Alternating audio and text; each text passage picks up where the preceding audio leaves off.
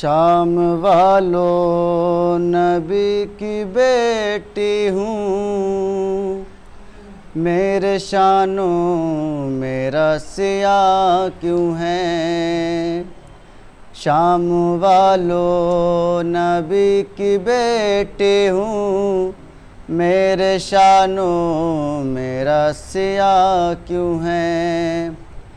بے وطن ہوں تمہاری میں ماں ہوں، بے وطن ہوں تمہاری میں ماں ہوں، اور مجھ پر یہ سختیاں کیوں ہیں؟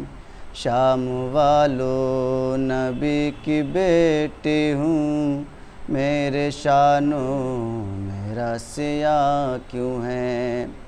اور بھائی بیٹے نثار کر کے میں کوہ رنج و الم سے گزری ہوں، بھائی بیٹے نثار کر کے میں کوہ رنج و الم سے گزری ہوں، پھر بھی مجھ سے یہ پوچھتے ہو تم، پھر بھی مجھ سے یہ پوچھتے ہو تم، تیرے ہونٹوں پہ سسکیاں کیوں ہیں؟ شام والوں نبی کی بیٹی ہوں، میرے شانوں میرا سیاہ کیوں ہے؟ یہ جو بچی ہے زخمی کانوں کی، میرے دامن میں منہ چھپائے ہوئے، یہ جو بچی ہے زخمی کانوں کی، میرے دامن میں منہ چھپائے ہوئے، تو نے اس کو تماچے مارے ہیں، تو نے اس کو تماچے مارے ہیں، اور چھینی یہ بالیاں کیوں ہیں؟ شام والوں نبی کی بیٹی ہوں، میرے شانوں میرا سیاہ کیوں ہے؟ گودیاں جن کی ہو گئی خالی، ایسی ماؤں پہ کچھ ترس کھاؤ، گودیاں جن کی ہو گئی خالی، ایسی ماؤں پہ کچھ ترس کھاؤ، اپنے بچوں کو رو نہیں سکتی، اپنے بچوں کو رو نہیں سکتی، ظلم کی زد پہ بیویاں کیوں ہیں؟ میرا اکبر میرا علی اصغر، میرا عباس اور میرا قاسم، میرا اکبر میرا علی اصغر، میرا عباس اور میرا قاسم، گرم ریتی پہ سو چکے اب تو، گرم ریتی پہ سو چکے اب تو، پھر یہ مقتل میں گرمیاں کیوں ہیں؟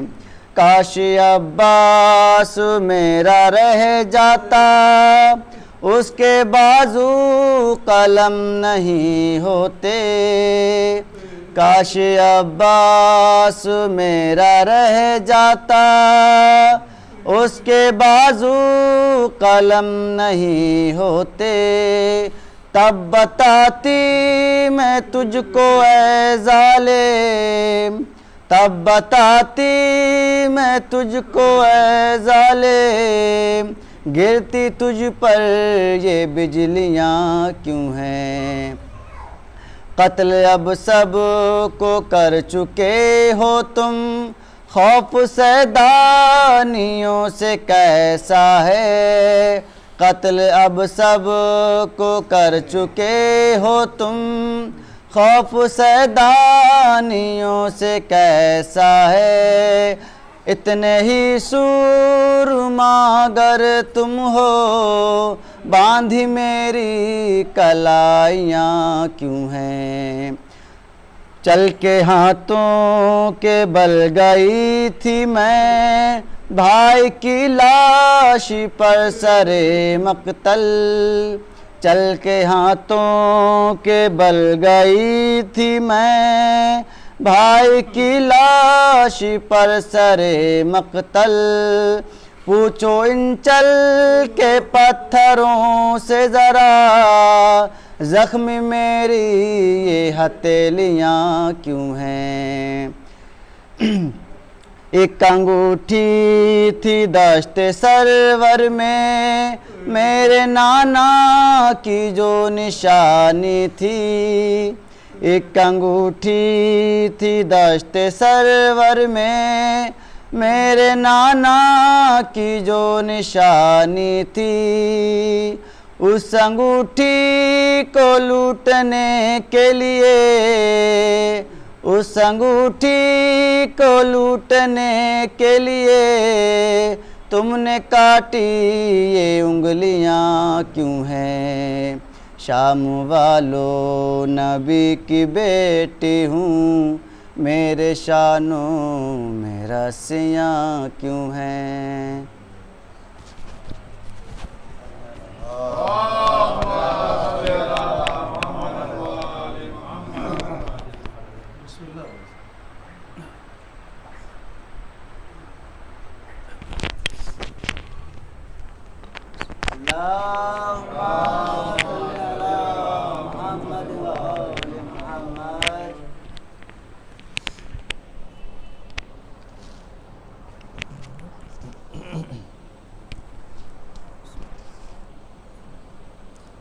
فاتحہ.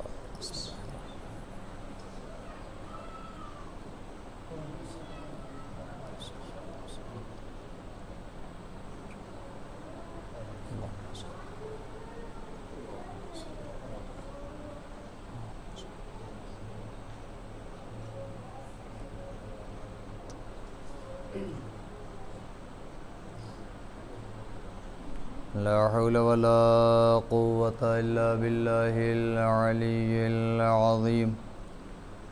أعوذ بالله من الشيطان الرجيم. بسم الله الرحمن الرحيم.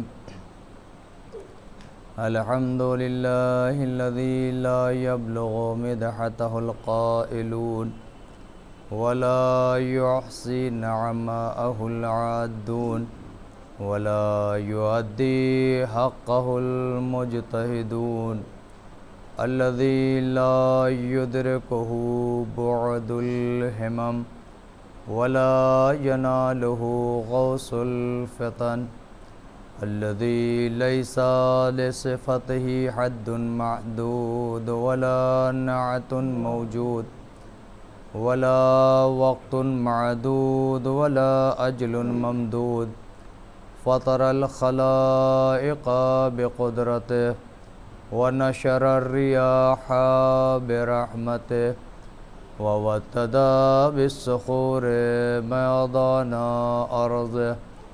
الصلاة والسلام على رسول الثقلين جد الحسن والحسين أبي القاسم محمد، ثم الصلاة والسلام على أهل بيته الطيبين الطاهرين المعصومين الذين أذهب الله عنهم الرجس وطهرهم تطهيرا.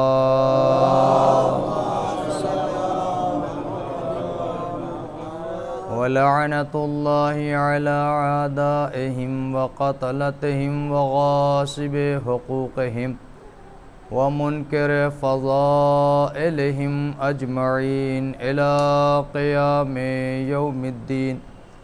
أما بعد فقد قال الإمام الحسين عليه السلام إنما خرجت لطلب الإصلاح في أمة جدي صلوات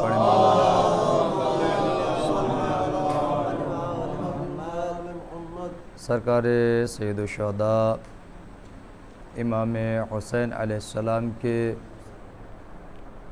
زبان سے نکلے ہوئے یہ فقرات بارہا آپ حضرات نے سنا ہے کہ امام جب مدینے سے نکل رہے تھے تو امام حسین علیہ السلام نے یہ وصیت کی تھی، یہ جملے کہے تھے امام نے اپنے بھائی محمد حنفیہ کو۔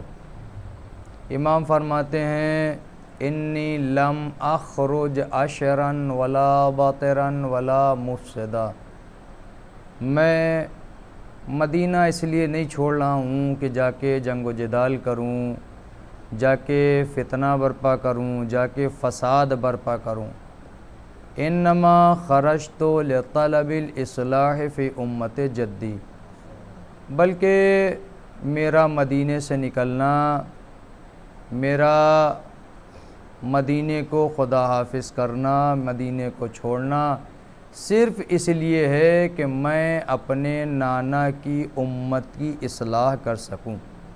بس امام کا یہی ہدف تھا، اور امام کا مدینہ چھوڑنا، امام کا مدینے کو خدا حافظ کرنا، امام کا قبر پیغمبر کو خدا حافظ کرنا، امام کا اپنی والدہ کو خدا حافظ کرنا، یعنی یہ ساری چیزیں جو مدینے میں چھوڑ کر امام گئے تھے، اس کا مقصد کیا تھا؟ کیا مقصد تھا امام نے مدینہ چھوڑ دیا؟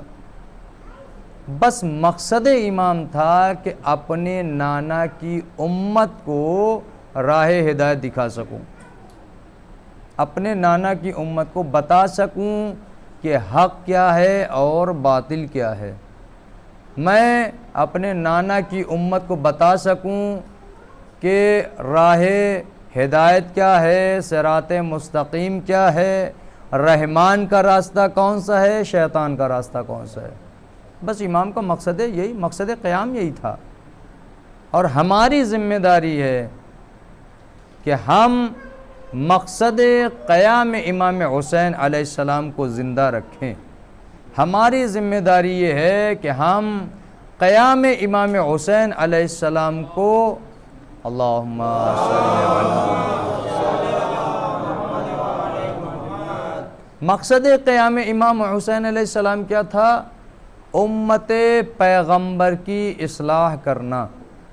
مقصد قیام امام حسین علیہ السلام یہ تھا کہ جو راستے سے بھٹک گئے ہیں، جو راستے صراط مستقیم کو چھوڑ کر ادھر ادھر چلے گئے ہیں، ان کو راہ ہدایت پر لانا، راہ مستقیم پر لانا۔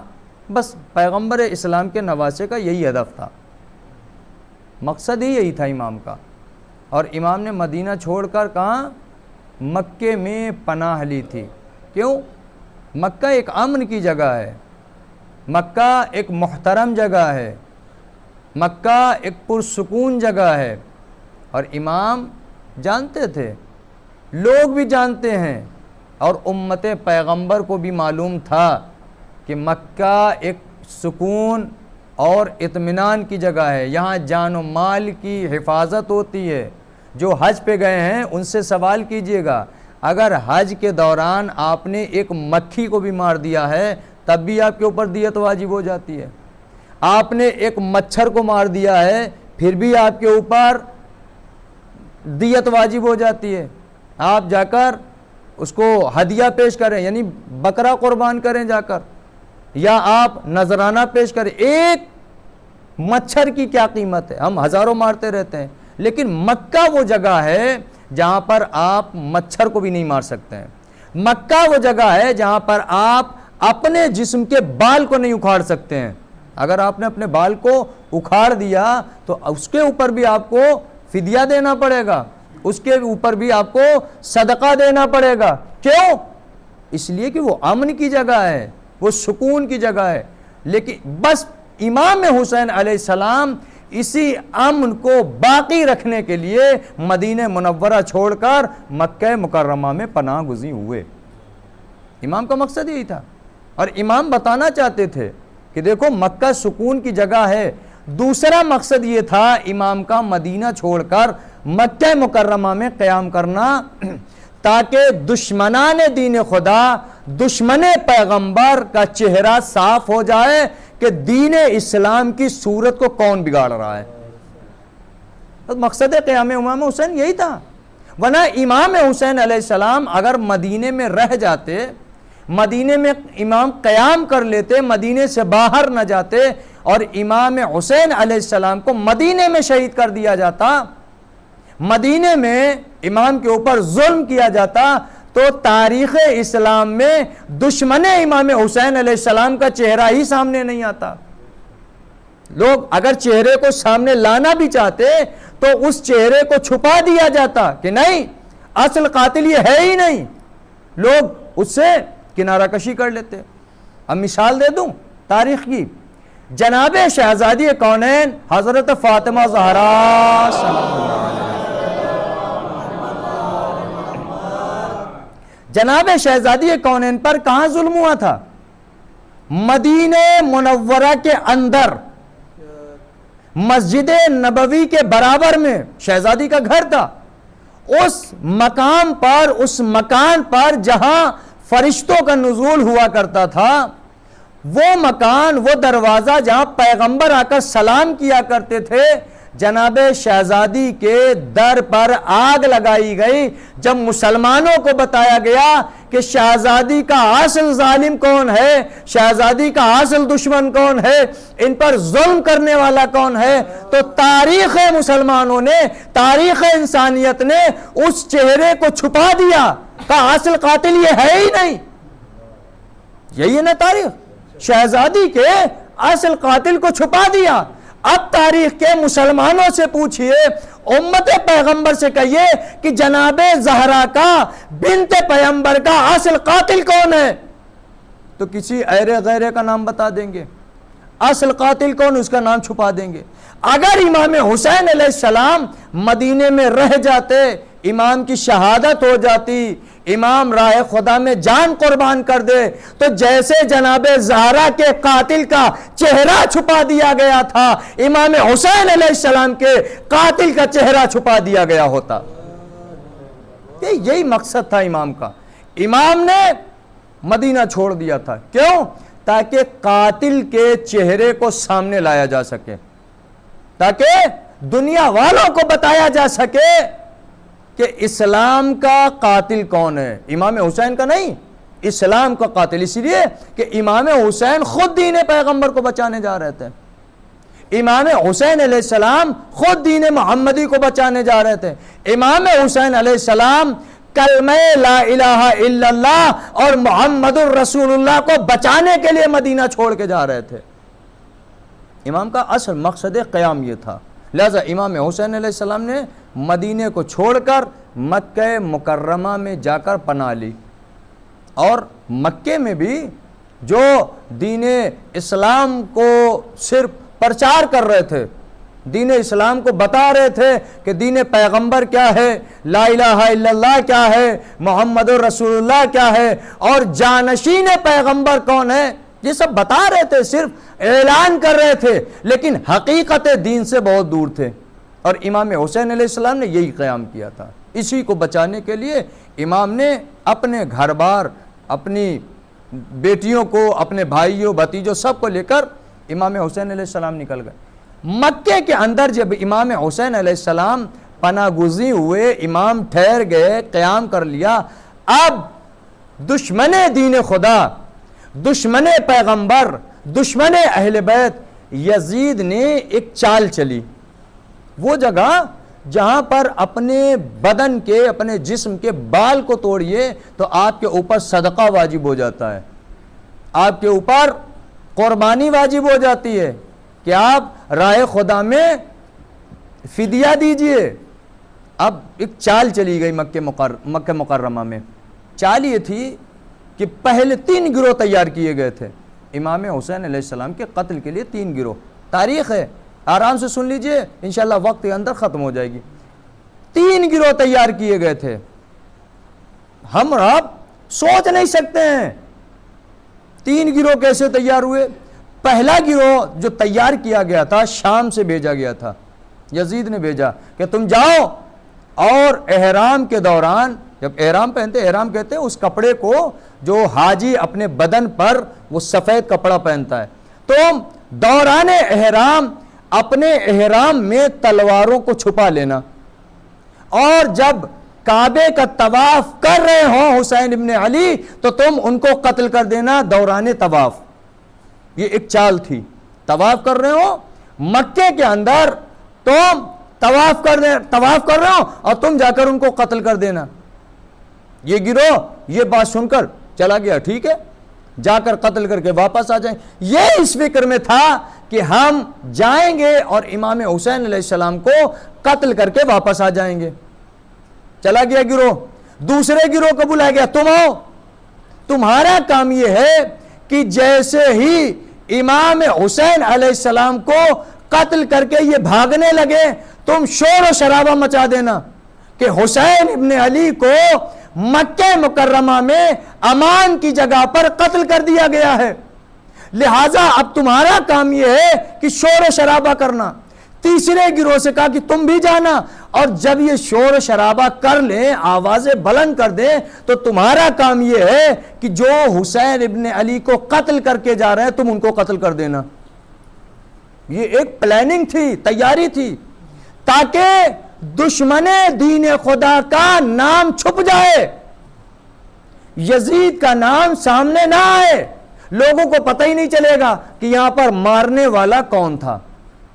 یہ ایک تیاری تھی، اور پہلا گروہ مکے میں پہنچ گیا، طواف کر رہا ہے، حج کے دوران پہنچ گیا، حج میں شامل ہو گیا حجاج کرام میں۔ پیچھے سے دوسرا گروہ آ گیا کہ ہم شور و شرابہ کریں گے، جیسے ہی حسین ابن علی کا خون کعبے کے پاس بہے گا تو ہم ایک شور برپا کریں گے۔ جا کے شور کرنا، بتایا تھا کہ جا کے تم شور برپا کرنا کہ جب محافظ کعبہ فرزند پیغمبر کا لال کعبے کے اندر محفوظ نہیں ہے تو پھر مسلمانوں کی جان کعبے کے اندر کیسے محفوظ رہے گی؟ یہ ایک تیاری تھی۔ اب کیا کیا گیا؟ تیسرے گروہ کو بھیجا گیا، تم جیسے یہ قتل کر کے بھاگنے لگے تم دوڑا کے ان کو مار دینا، اور مار کر تم فرار ہو جانا اور کہنا ہم نے دشمن دین خدا کو مار دیا، ہم نے دشمن فرزند پیغمبر کو قتل کر دیا۔ اور یہ سوچ رہا تھا، شام میں تخت پہ بیٹھا سوچ رہا تھا کہ ہمارا نام ہی نہیں آئے گا، مارنے والا مر جائے گا، اور ہم جو پلاننگ تیار کر رہے ہیں، ہم جو کام کرنا چاہ رہے ہیں اس کام کے تحت ہمارا نام بھی نہیں آئے گا، اور ہم فرزند پیغمبر کو شہید بھی کر دیں گے۔ لہذا امام حسین علیہ السلام نے، آپ نے سنا ہوگا محرم الحرام میں، امام حسین علیہ السلام نے اپنے حج کو عمرے سے بدل دیا۔ سنا ہے امام حسین علیہ السلام نے، کیونکہ حج اور عمرے میں فرق ہوتا ہے، عمرے کو آپ بدل سکتے ہیں، چھوڑ بھی سکتے ہیں، کم، کیونکہ عمرے کے احکام کم ہیں اور حج کے احکام زیادہ ہیں، لہذا امام حسین علیہ السلام نے حج کو عمرے سے بدلا۔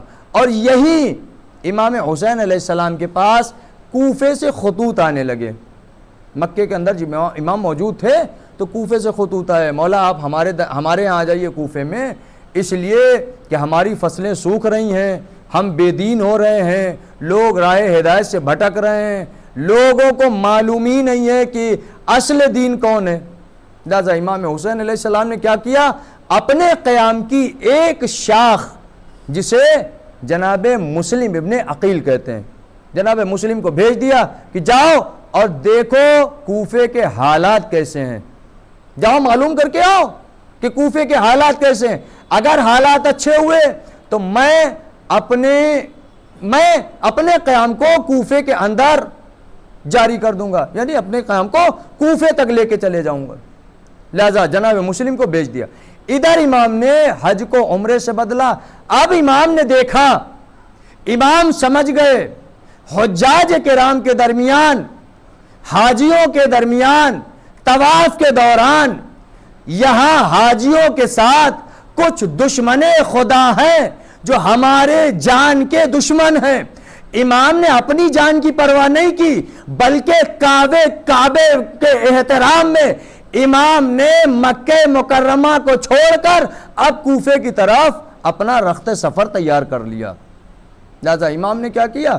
مکہ مکرمہ کو چھوڑ دیا اور امام کوفے کی طرف رواں دواں ہو گئے۔ اب امام حسین علیہ السلام نے ایک قدم اٹھایا تھا، پہلا قدم تھا یہ امام کا مکہ مکرمہ کی طرف آنا۔ اگر امام حسین علیہ السلام جب مروان بن حکم، امام حسین علیہ السلام کے پاس یزید نے بھیجا تھا مروان کو کہ جاؤ، تاریخ ہے، صرف تاریخ سنا رہے ہیں، تاریخ میں یہ کہ جب امام حسین علیہ السلام مدینے میں تھے تو مروان بن حکم نے امام حسین علیہ السلام کی طرف ایک پیغمبر بھیجا، یعنی ایک قاصد بھیجا کہ جاؤ اور جا کر فرزند پیغمبر سے کہو کہ تمہیں دربار میں طلب کیا گیا ہے، مروان بن حکم کے دربار میں۔ امام نے کہا ٹھیک ہے آتے ہیں، چلا گیا۔ امام اپنے جوانوں کے ساتھ، یعنی بنی ہاشم کے جوانوں کے ساتھ مروان بن حکم کے دربار میں پہنچے، اور مروان بن حکم نے بس ایک ہی بات سامنے رکھی کہ تم یزید ابن معاویہ کی بیعت کر لو اور تمہاری جان محفوظ ہو جائے گی، تمہاری جان محفوظ ہو جائے گی۔ امام حسین علیہ السلام نے کہا ٹھیک ہے، ہم سوچیں گے، ہمیں ایک رات کی مہلت چاہیے۔ لہذا امام حسین علیہ السلام نے کیا کیا؟ اپنا رخت سفر مکے کی طرف باندھ لیا اور امام نے سفر کے لیے آمادہ ہو گئے مکے کی طرف۔ اگر امام حسین علیہ السلام ایک قدم پیچھے ہٹا دیتے، امام ایک ایسی منزل پہ کھڑے تھے، امام ایک ایسی جگہ پہ کھڑے تھے، ایک ایسے مقام پہ کھڑے تھے، اگر امام حسین علیہ السلام ایک قدم پیچھے ہٹا لیتے تو امام کی جان تو بچ جاتی، لیکن 1,24,000 انبیاءوں کی محنت پہ پانی پھر جاتا، 1,24,000 انبیاء کی محنت پہ پانی پھر جاتا۔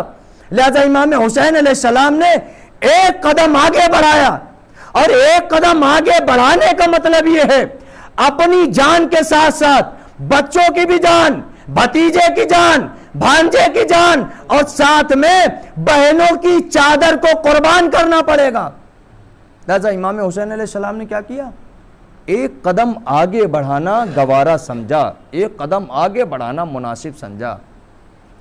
اگر امام حسین علیہ السلام ایک قدم پیچھے ہٹا لیتے، اگر امام حسین علیہ السلام ایک قدم پیچھے ہٹا لیتے اور صرف اتنا کہہ دیتے کہ ہم یزید، نعوذ باللہ، یزید لعنت اللہ کی بیعت کرنے کے لیے آمادہ ہیں، ہم یزید کی بیعت کرنے کے لیے آمادہ ہیں، تو اب سوچئے جناب آدم سے لے کر جناب ختمی مرتبہ حضرت محمد مصطفیٰ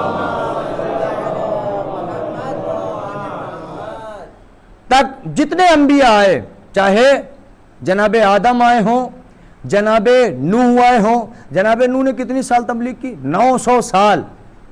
امام حسین علیہ السلام کا ایک قدم پیچھے ہٹانا جناب نوح کی 900 سال کی محنت رائگاں ہو جاتی، 900 سال کی محنت پہ پانی پھر جاتا، 900 سال کی تبلیغ ختم ہو جاتی۔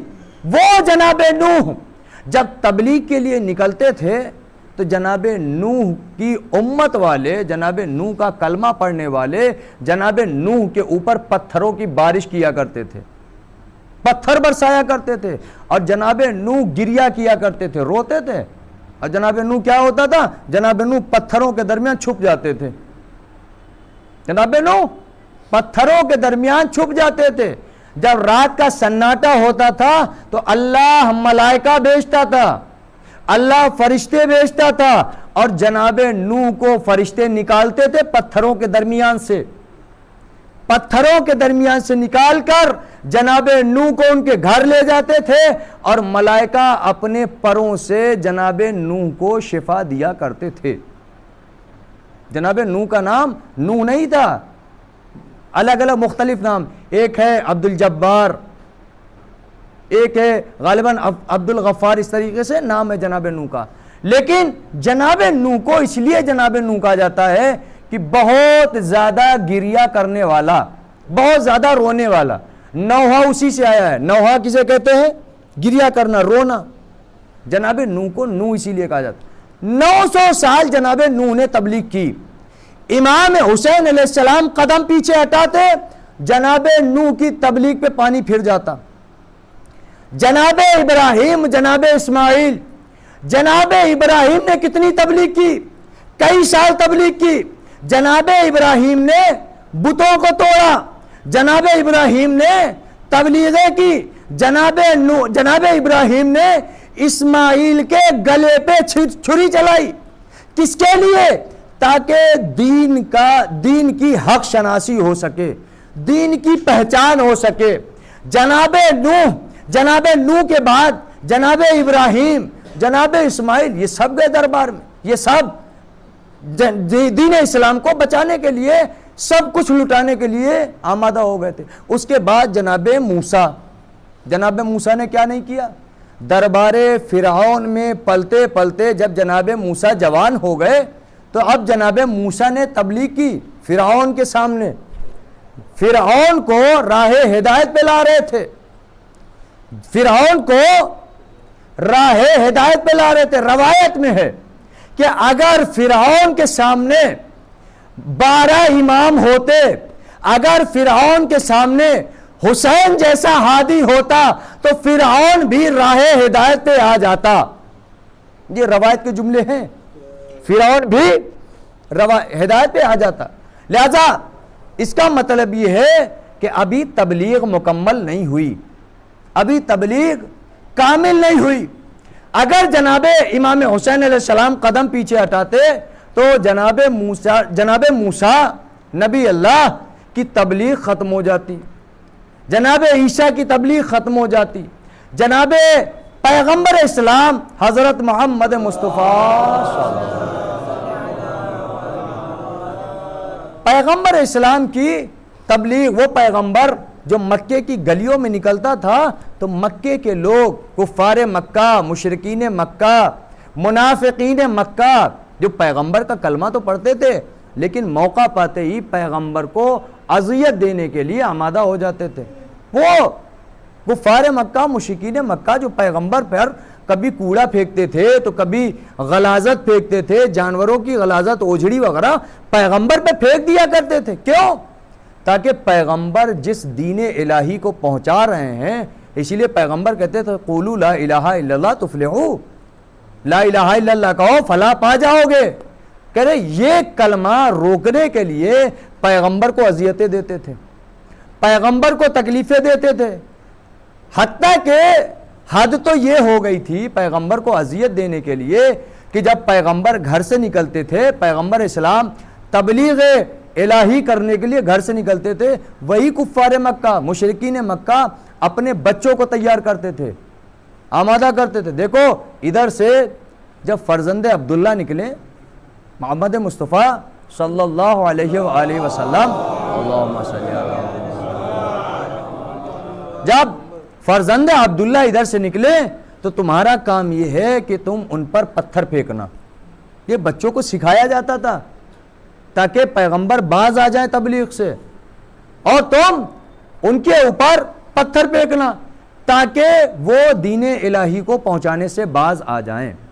ایک جملہ کہتا ہوں، اگر جناب آدم کی تبلیغ مکمل ہو جاتی، اگر جناب نوح کی تبلیغ مکمل ہو جاتی، جناب عیسیٰ کی تبلیغ مکمل ہو جاتی، جناب ابراہیم اسماعیل کی تبلیغ مکمل ہو جاتی، جناب یوسف کی تبلیغ مکمل ہو جاتی، جناب یعقوب کی تبلیغ مکمل ہو جاتی، آخر میں اگر جناب حضرت محمد مصطفیٰ کی تبلیغ مکمل ہو جاتی تو امام حسین علیہ السلام کو مدینہ چھوڑنے کی ضرورت نہ پڑتی، بلکہ یہ کہا جائے اگر 1,24,000 انبیاء کی تبلیغ مکمل ہو جاتی اور تبلیغ پہنچ جاتی تو یزید جیسا ظالم و جابر پیدا ہی نہیں ہوتا. اگر تبلیغ انبیاء پہنچ جاتی، اگر تبلیغ انبیاء مکمل ہو جاتی تو پھر یزید کا نام و نشانی نہیں ہوتا. یزید پیدا ہی نہیں ہوتا. اس کا مطلب یہ ہے کہ ابھی دین اسلام مکمل طریقے سے نہیں پہنچا. اس کا مطلب یہ ہے کہ پیغمبر نے تبلیغ کی, پیغمبر نے دین اسلام پہنچایا, پیغمبر نے الہی نظام کو نافذ کیا, لیکن کیا سارے مسلمانوں کو دین الہی پہنچ گیا تھا؟ کیا سب کلمہ لا الہ الا اللہ محمد رسول اللہ پڑھنے لگے تھے؟ نہیں. کچھ تھے جو کلمہ لا الہ الا اللہ اور محمد رسول اللہ کے دشمن تھے. انہی میں سے دو نام آتے ہیں, ایک ابو لہب اور ایک ابو جہل. یہ دو نام ایسے ہیں سر فہرست تاریخ اسلام میں کہ جو اسلام کے دشمن تھے, حقیقی دشمن تھے اسلام کے, اور نہیں چاہتے تھے کہ دین پیغمبر پروان چڑھے, دین پیغمبر عروج پر جائے. اسی لیے جب پیغمبر اسلام نے دعوت ذوالعشیرہ رکھی, پیغمبر اسلام نے اپنے عزیز و اقربا کو بلایا دعوت ذوالعشیرہ میں, اور دعوت ذوالعشیرہ میں بلانے کے بعد جب پیغمبر نے سوال کیا کہ کون ہے جو میری نصرت کے لیے آمادہ ہو جائے, کون ہے جو میرا ناصر بنے, اس وقت کوئی نہیں کھڑا ہو رہا تھا. صرف امیر المومنین علی ابن ابی طالب, صرف پیغمبر اسلام کا بھائی امیر المومنین کھڑا تھا. یا رسول اللہ, میں آپ کا ناصر ہوں, میں آپ کا جانشین ہوں, میں آپ کی نصرت کے لیے ہمہ وقت آمادہ رہتا تھا. پیغمبر اسلام کی دعوت ذوالعشیرہ, پیغمبر اسلام کی دعوت ذوالعشیرہ جو 3 دن چلی, لیکن اسی دعوت میں ابو جہل آتا تھا, مسلمانوں کو بہکا کے لے جاتا تھا. اگر تبلیغ پیغمبر پہنچ گئی ہوتی تو پھر یہ ابو جہل جیسا ایک جاہل انسان دعوت پیغمبر میں کیا کر رہا تھا؟ یہ ابو لہب جیسا بدبخت انسان دعوت پیغمبر میں یا دین الہی کو نافذ کرنے میں رکاوٹ کیوں بن رہا تھا؟ اس کا مطلب دین اسلام نہیں پہنچا اور پیغمبر اسلام کی آنکھیں بند ہو گئیں. اب امام حسین علیہ السلام نے عہد کیا کہ میں نانا کے دین کو بچانے کے لیے مدینہ منورہ کو چھوڑ کر کوفے کی طرف روا دوا. اور جناب امام حسین علیہ السلام نے جناب مسلم بن عقیل کو بھیج دیا تھا. یہ 1 لاکھ انبیاء کی محنت تھی جو امام حسین علیہ السلام بچانے کے لیے جا رہے تھے.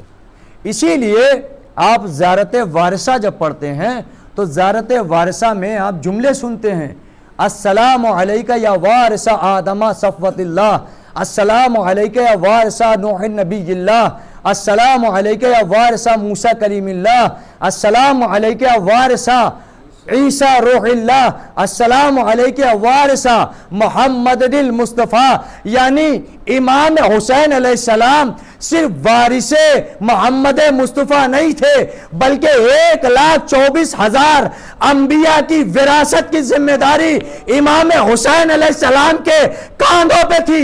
اگر امام بیعت کر لیتے تو وراثت ختم ہو جاتی. صلوات علی محمد و آل محمد.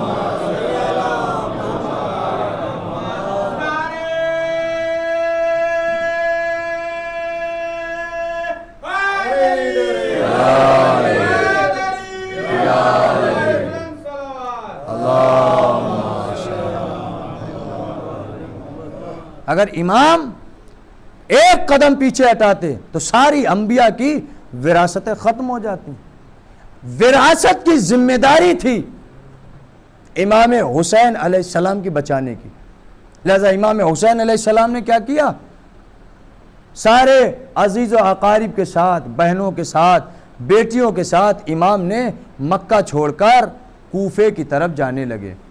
اب جب امام کوفے کی طرف جانے لگے, امام حسین علیہ السلام جب قریب کوفہ تھے تو ایک قاصد آیا.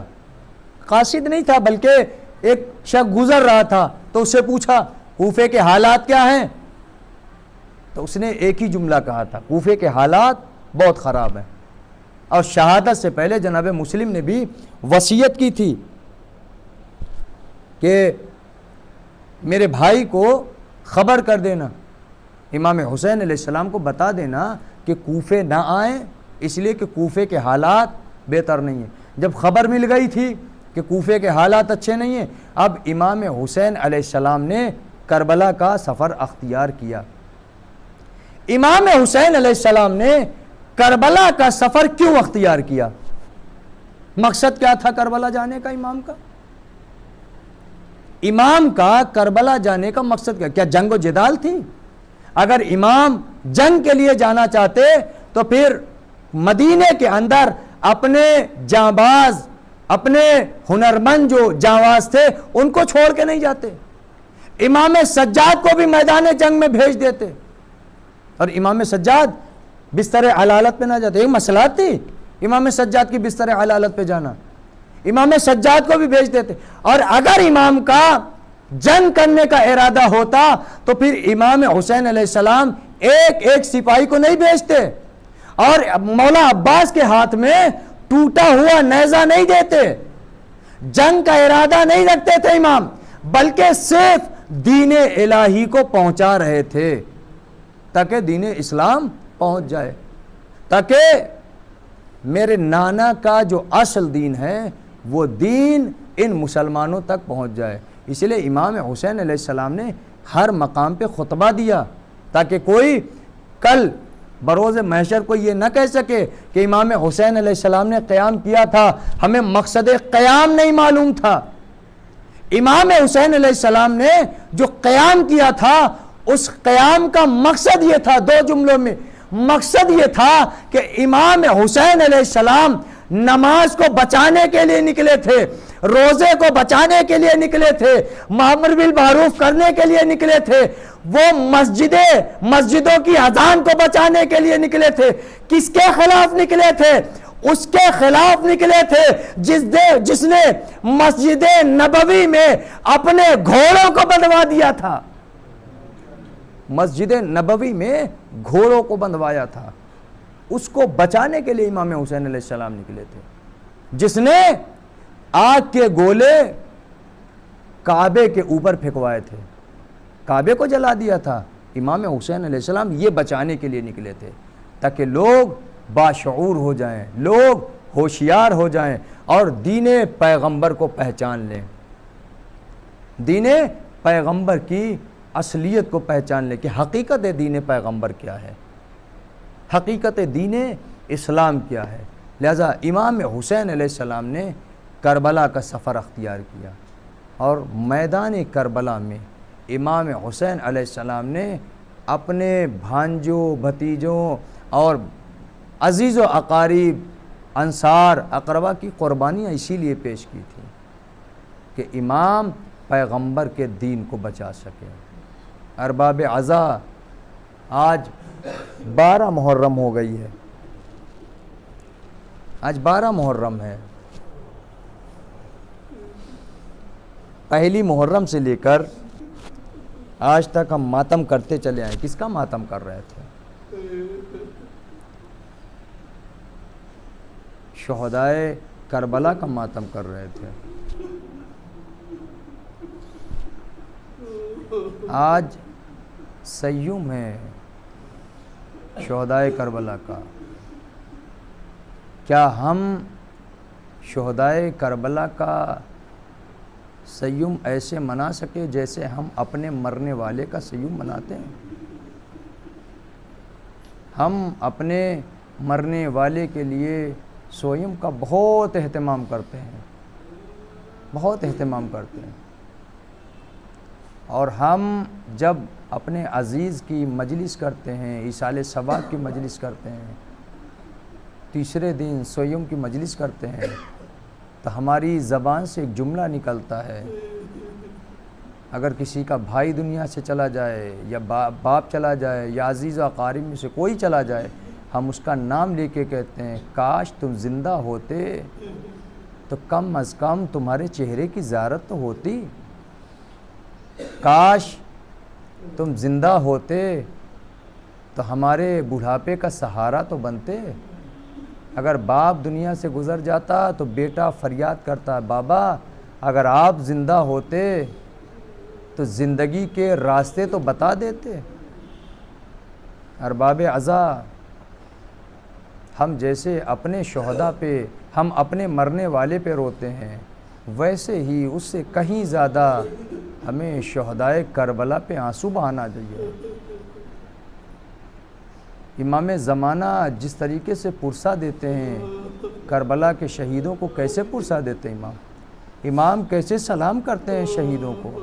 امام فرماتے ہیں ارباب عزا رونے میں تکلف نہ کیا کریں، رونے میں کبھی شرمایا نہ کریں، کیونکہ آپ سے زیادہ ایک جنت البقیع کی دکھیاری ماں گریا کرتی ہے۔ آپ نہ شرمایا کریں، گھٹ گھٹ کے کبھی نہیں رونا۔ اگر آنکھ میں آنسو آ جائیں تو ان آنسوؤں کو نہیں روکنا، اس لیے کہ آپ اگر اپنی آنکھ میں آنسو روکیں گے تو پھر زخم امام حسین کا مرہم کیا بنے گا؟ آپ کے یہ آنسو ہی تو ہیں جو زخم امام حسین کا مرہم بنتے ہیں۔ لہذا رونے میں کبھی شرمائیے گا نہیں، شرمندگی نہیں محسوس کریے گا، کیونکہ ہم ایسے شہید پہ گریہ کر رہے ہیں جسے بے جرم و خطا قتل کیا گیا۔ اور امام فرماتے، خود امام حسین علیہ السلام فرماتے ہیں انا قتیل الابرار، مجھے رلا رلا کے قتل کیا گیا۔ اس سے زیادہ کیا مظلومیت ہوگی امام حسین علیہ السلام؟ امام خود اپنی زبان سے کہہ رہے ہیں انا قتیل الابرار، مجھے رلا رلا کے قتل کیا گیا۔ کیسے امام رو رہے تھے؟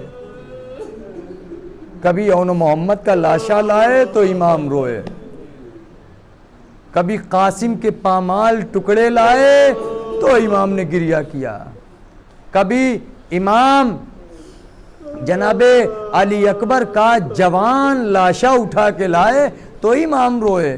امام کو رلا رلا کے شہید کیا گیا، امام کو رلا رلا کے قتل کیا گیا، لیکن آپ کبھی شرمائیے گا نہیں۔ آپ اپنے پرسے کو شہزادی کی خدمت میں ضرور پیش کیجئے گا۔ امام زمانہ کیسے پرسہ پیش کرتے ہیں؟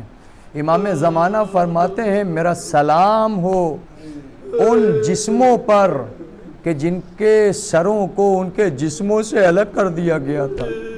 ہم انہی کو پرسہ دینے کے لیے بیٹھے نا، ہم انہی پہ ماتم کرنے کے لیے آئے نا۔ امام زمانہ فرماتے ہیں، 2-3 جملے پرسے کے زیارت ناہیہ کے جملے ہیں۔ امام فرماتے ہیں میرا سلام ہو ان ہونٹوں پر جو پیاس کی وجہ سے سوکھ گئے تھے۔ اللہ اکبر۔ جو پیاس کی وجہ سے، امام فرماتے ہیں جو پیاس کی وجہ سے جن کے ہونٹوں پہ پپڑیاں بندھ گئی تھیں، امام زمانہ سلام کرتے ہیں میرا سلام ہو ان جسموں پر۔ امام زمانہ کے جملے ہیں میرا سلام ہو ان جسموں پر کہ جن کا کفن خاک کربلا بنی تھی۔ اللہ اکبر، اللہ اکبر۔ اجرکم عند الزہرا۔ ارباب عزا، ہم انہی شہداء کا تو ماتم کر رہے ہیں، ہم اپنے پرسے کو امام زمانہ کی خدمت میں پیش کر رہے ہیں۔ اے مولا، ہم آپ کی طریقے سے پرسہ تو نہیں پیش کر سکتے ہیں۔ امام زمانہ کا ایک جملہ اور سنیے پرسے کا۔ امام فرماتے ہیں اگر میری آنکھوں کے آنسو خشک ہو گئے تو اے جد امجد، اے مظلوم کربلا، میں آپ پر خون کے آنسو بہاؤں گا۔ اے مولا، ہمارے پرسے کو قبول کر لیجئے۔ ہم آپ کے جیسا تو پرسہ نہیں دے سکتے، لیکن جیسا بھی ہے اے امام زمانہ اپنے جد کا پرسہ پیش قبول فرمائیے۔ ارباب عزا، آج شہداء کربلا کا سویوم ہے، لیکن ارباب عزا، کیا جس طریقے سے ہم اپنے عزیزہ کا سویوم مناتے ہیں، مجلس برپا کرتے ہیں، فرش عزا بچھاتے ہیں، ذرا کربلا کے اہل حرم سے پوچھئے، کربلا کے بیمار سید سجاد سے پوچھئے کیا اپنے بابا کی مجلس کر سکا؟ کیا اپنے بابا کا فرش عزا بچھا سکا؟ نہیں ارباب عزا، ہم مجلس کرتے ہیں، گریہ کرتے ہیں، ماتم کرتے ہیں، روتے ہیں، لیکن کیسے گریہ کرتے ہیں؟ جیسے چاہا ویسے گریہ کیا. اور زیادہ جب چیخیں مار کے روتے ہیں تو کوئی عزیز آتا ہے اور آ کے سمجھا کے جاتا ہے زیادہ نہیں رونا، زیادہ گریہ نہیں کرنا. لیکن ارباب عزا کربلا میں آئیے، حسین کی 4 سالہ بچی ہے، جب اپنے بابا پہ گریہ کرتی ہے، شمر آتا ہے آ کے ارے دلاسے کی جگہ پر تماچا مارتا ہے، دلاسے کی جگہ پر، تسلی دینے کی جگہ پر جناب سکینہ کے رخسار پہ تماچا مارتا ہے. ارباب عزا کیا شہدائے کربلا کا ماتم ہو سکا؟ نہیں ارباب عزا. آج 12 تاریخ ہے ارباب عزا. 2-3 جملے مصائب کے ختم دعا. آج 12 تاریخ ہے. روایت کے مطابق مقاتل نے لکھا ہے یہ 12 تاریخ 11 تاریخ کو جب اہل حرم کو قید کر کے کربلا معلی سے گزارا جا رہا تھا تو جناب زینب نے اپنے بھیا کو سلام کیا. اے بھیا، آپ کی بہن آپ کے بعد آپ کے مقصد کو زندہ کرنے کے لیے جا رہی ہے. بھیا، جناب زینب کے ہاتھ رسی سے بندھے تھے. جناب ام کلثوم، ام رباب، ام فربا، یہ ساری بیویاں تھیں، سب کے ہاتھ رسی سے بندھے تھے. کسی نے بھی اپنے شہید پہ ماتم نہیں کیا تھا. صرف دور سے آنسو بہاتے بہاتے شہداء کے درمیان سے گزر گئی. 11 محرم، 12 محرم جب آئی تو ارباب عزا مقاتل لکھتے کہ 12 محرم کو قافلہ کوفے میں پہنچ گیا تھا. کون سا کوفہ؟ کون سا کوفہ؟ جس کوفے کی زینب و کلثوم شہزادیاں رہی ہوں. کسی شہر کی کوئی شہزادی ہو اور اس شہر میں بے مقنع چادر داخل کیا جائے، اس شہر میں بغیر چادر کے داخل کیا جائے، وہ بھی یہ اعلان کرتے ہوئے کہ یہ بناتے پیغمبر ہے، یہ پیغمبر کی بیٹیاں ہیں، یہ حسین کی بہنیں ہیں، یہ علی کی بیٹیاں. اس شہر میں، جس شہر میں علی ابن ابی طالب نے حکومت کی ہو، جس شہر میں امیر المومنین نے یتیموں کے سروں پہ دست شفقت پھیرا ہو. ارباب عزا جب یہ قافلہ حدود کوفہ پہنچا تو ابن زیاد کے پاس خبر بھیجی گئی کہ قافلہ آ گیا ہے، باب کوفہ پہ ہے. ابن زیاد نے کہا جاؤ اور باب کوفہ پہ قافلے کو روک دو. جیسے قافلے کو روکا گیا. کیوں روکا گیا ارباب عزا؟ کوفے کو تیار کرنے کے لیے، کوفے کو سجانے کے لیے. اجرکم عند الزہرا، کوفے کو سجانے کے لیے. کوفہ سج گیا.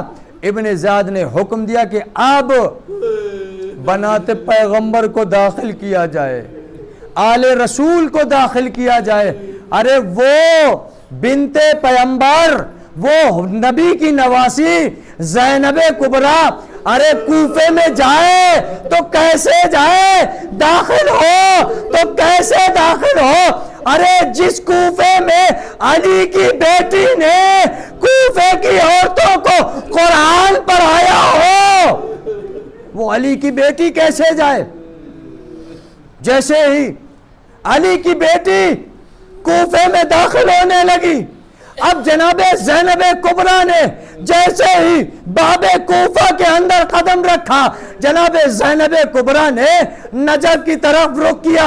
اے بابا علی، جب آپ مدینے سے لائے تھے، ارے آپ نے باب کوفہ پہ اس لیے روکا تھا تاکہ رات کا سناٹا ہو جائے اور میری بیٹیوں کے چہرے کو کوئی نہ دیکھ سکے.